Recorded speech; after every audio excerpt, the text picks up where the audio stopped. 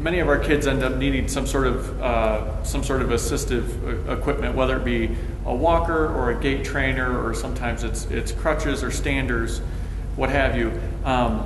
These items cost a lot of money. Insurance will reimburse them, but obviously children grow. So the question then becomes, what happens to that piece of equipment once it's gone?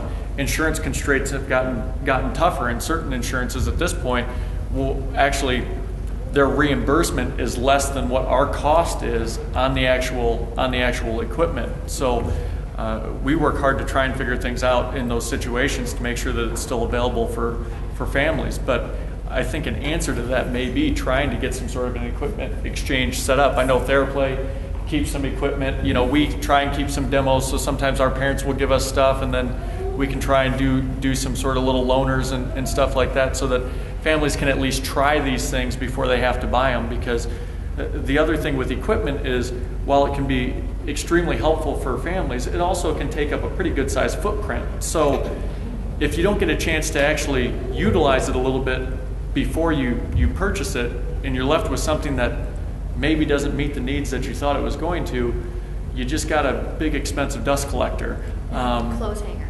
Yeah.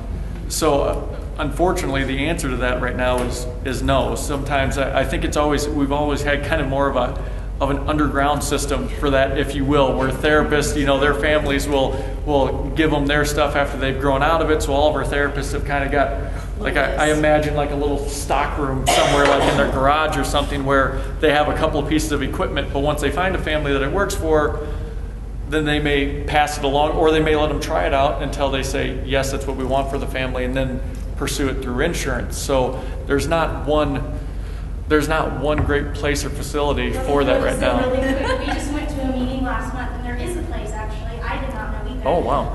It's funded through Easter Seals, and I can give you the information. I also put it on our parent group too, but through InData, they have a specific warehouse area. I think she said it was 500,000 square feet. Yeah, it'd have to be big.